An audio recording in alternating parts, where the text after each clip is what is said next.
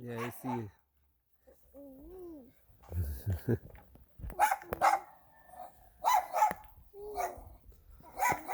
Uh-oh, rain.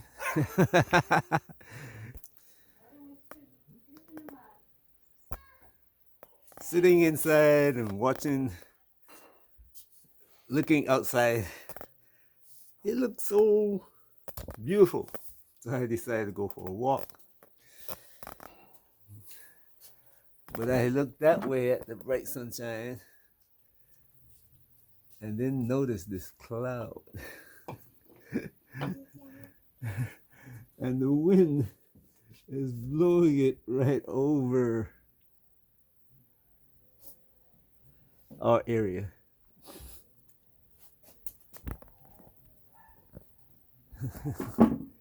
Right over our area. Anyway, in a little while, dark clouds will be gone. It's so funny because what I was thinking about talking about today is a similar thing that people are seeing the events taking place.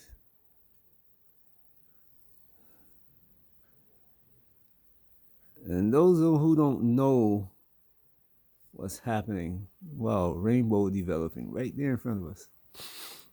Those who are not having a knowledge of what's happening are filled with fear. And I'm seeing it daily. Caucasian people talking about Trump, and about the war, and about all the events taking place.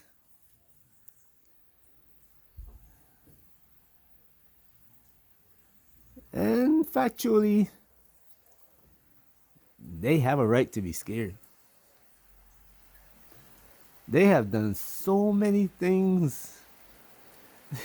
Their actions against the rest of the world's people are so devastating that in their place, I would be scared too. If I were looking at the world, the planet Earth, the universe actually, well, they can't see the universe. Anyway, if I were looking at the Earth through their eyes, it would scare the you know what out of me.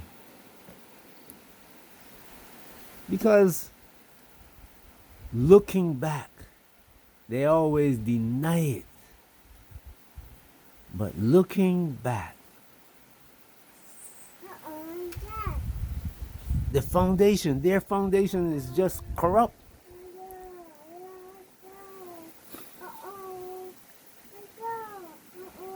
The foundation that they built on is just falling apart. Lies and deception. Their foundation is so corrupt. And they know it. But they've been selling the world this myth that they're the greatest thing that ever happened since the beginning of time. We are the pinnacle, they tell the world, of everything. Nothing has been made like this that we have created until today. But those who know have the evidence that everything that was built in their time has been built before. Not only has been built before, but was surpassed.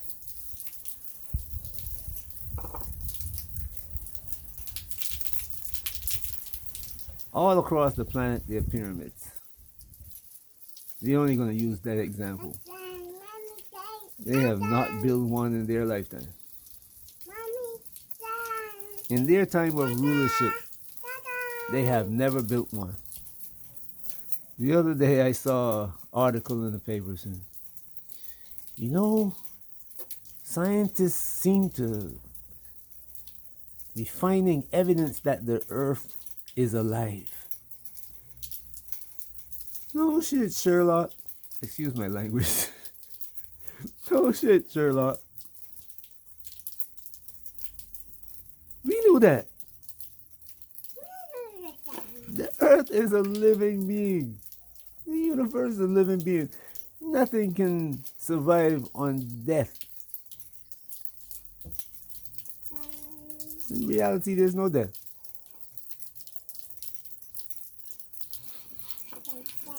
Nobody has ever shown me an atom that died. And that, of course, is one of the building blocks in the universe.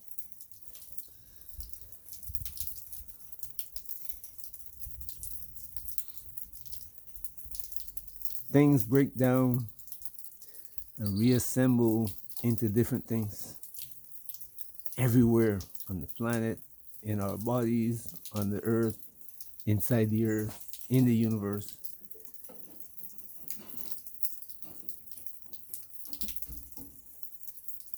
They break down are reassembled in something new.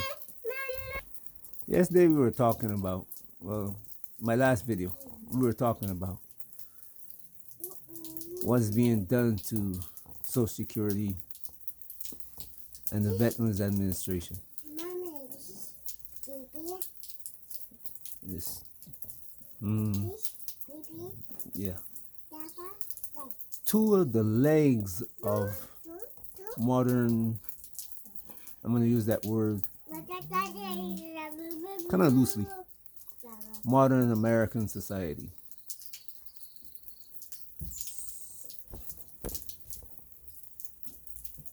The Social Security system helps to feed the elderly in America. It was brought into being because the wealthy didn't see the need to help the poor and the elderly. You were worked until you died. They will repair their automobiles and trucks and everything, but they will not repair the people who work for them. The other one is the Veterans Administration. The men and women of the United States Army, Air Force, Marines, Navy fight the wars that keep American corporations, or used to keep American corporations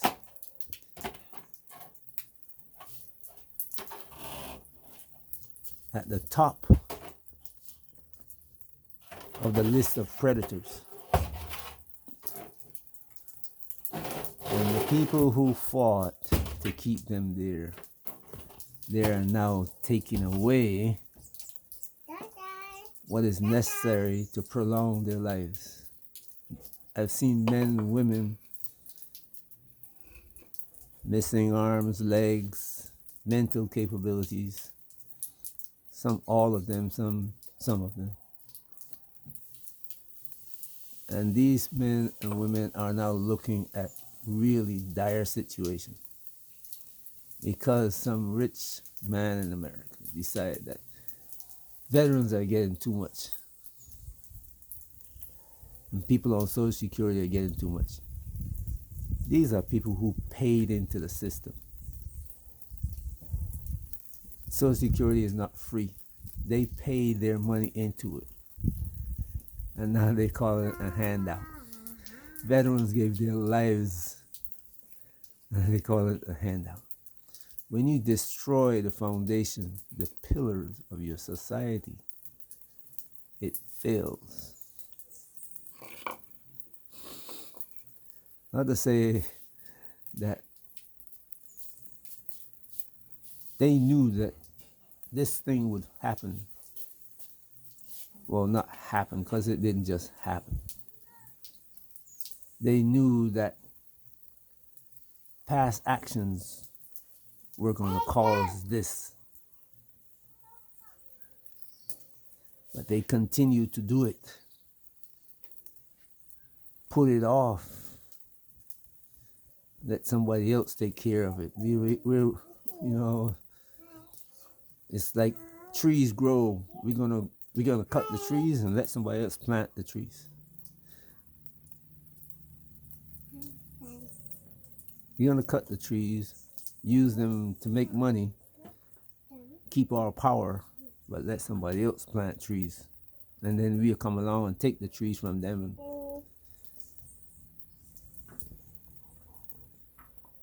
I mentioned casually the other day the Carolinas, where black people got land that was wanted by nobody after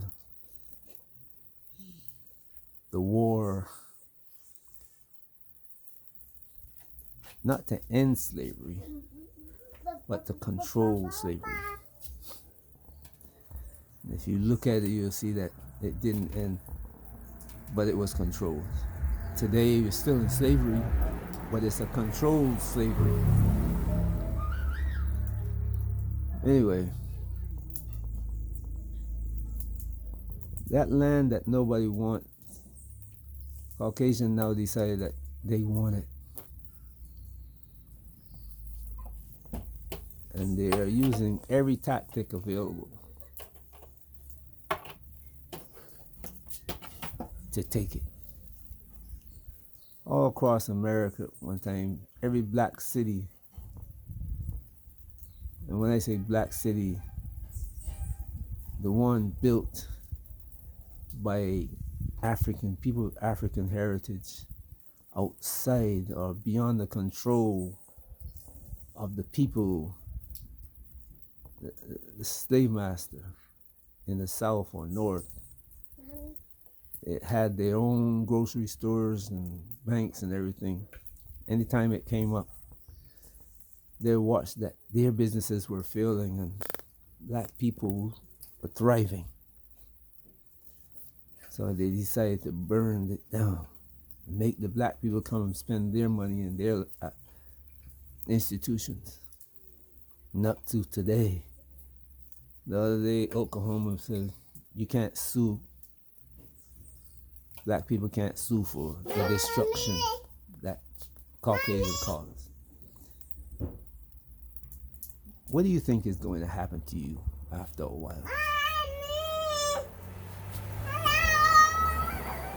You think that the earth is dead and you're not going to pay for the destruction that you did?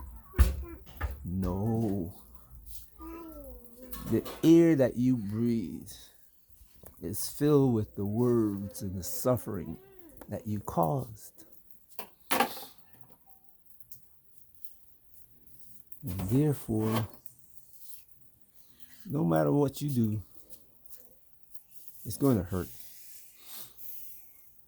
And I use the Veterans Administration and the Social Security to show you that you're hurting yourself. And you know you're hurting yourself. I remember Bill Clinton coming to Caucasians of America and say, these black people are getting welfare and we got to stop them from getting welfare. And Caucasians say, yeah. They all agree with him. Guess what? Passed a law taking away welfare benefits, and now Caucasians are complaining, we don't even have welfare to fall back on now. Oh well.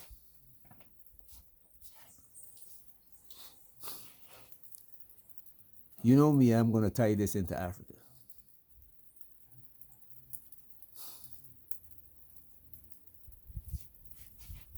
And Africans came to America thinking that they were escaping Africa. They didn't want to build anything there. They said, we're going to go to America. You're going to go to America. Send home a few dollars for the people at home. We're going to live the big life in America. England, France, Germany, Sweden. But look what's happened to you now. And your leaders don't even acknowledge it.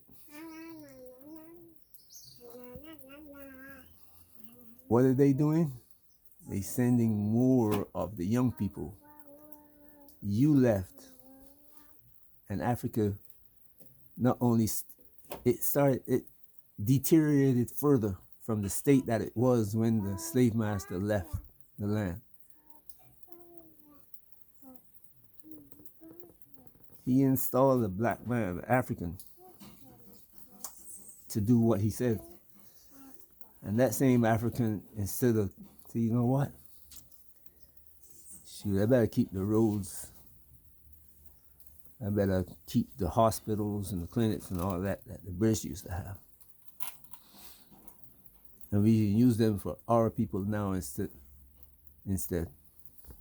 Nope. Instead of maintaining the healthcare and education and building on it, they put the money in the European banks and that they stole from those organizations.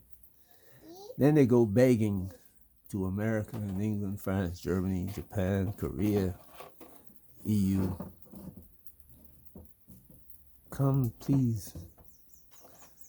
I remember hearing those words from Kofoado and several others too, but he was the leader of the gang asking for Caucasians for money to come invest. He jumped up and started begging for money for reparations when people in the Caribbean was up there. Yeah, thank you. When the people in the Caribbean and in America started talking about reparations, Africans led by him, they started talking about reparations too. He conveniently forgot about the laws in Ghana and other across Africa.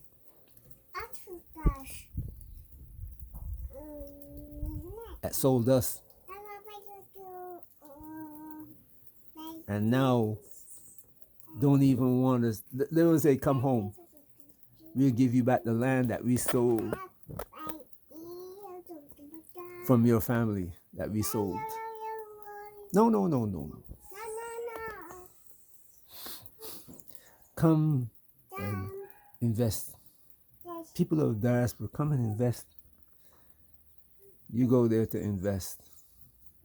And everywhere you go, people are just trying to take your money.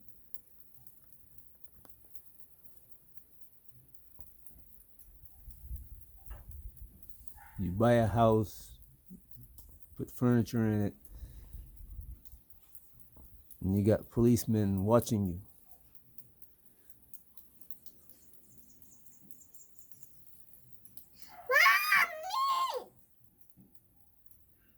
And they're organizing. They'll say, okay, he just left home. So the criminals come and steal from you. His gang come and steal from you.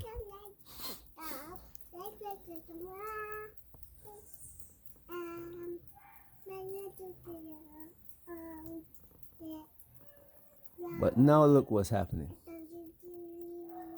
The money that used to come to Africa is being cut off. And Trump is saying, you don't act right, we're going to cut off your visa too. Huh? That's funny. In my mind it is.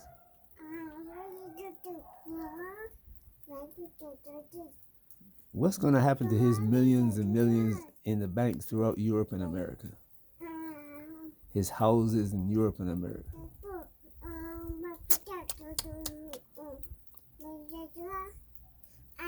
Dear young men of Africa, I'm urging you to stay in your land, our land.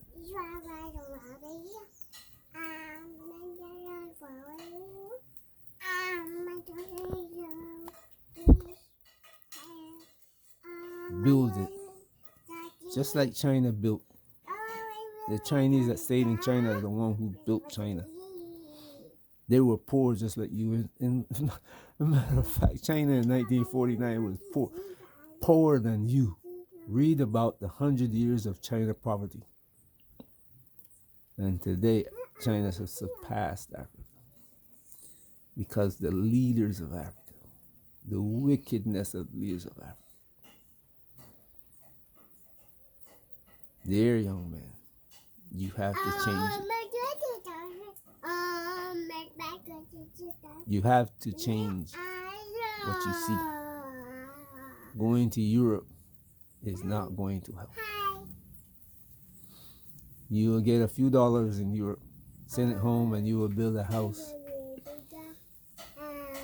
But guess what? When the leader, I've seen it happen already, the leader of the country looked at somebody's house and liked it and took it away. I personally saw it. I'm talking about personally, I saw it.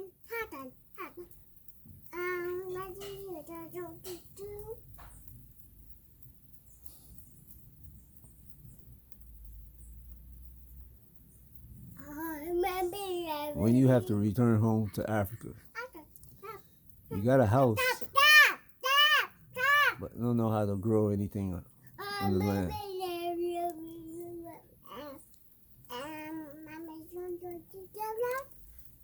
You gotta stay and develop the place where you were born.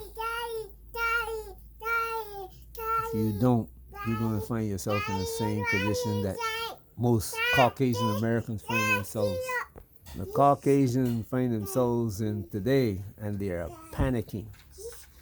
Just watch the news of how they're reacting about what Trump is doing in America now. That has always protected them. You don't have to believe me. You can also watch and see if my words come true. Let me make you a bet that they will. I hope all the people who are returning to Africa from the US and England, Europe, and Caribbean, everywhere, when you get there, be prepared to feed yourself. Be prepared to feed yourself. If you don't, you're going to find yourself in the same position as Africa. If you don't believe me, well, try it. Look at all the people who have gone there before you and ask them what has happened to them.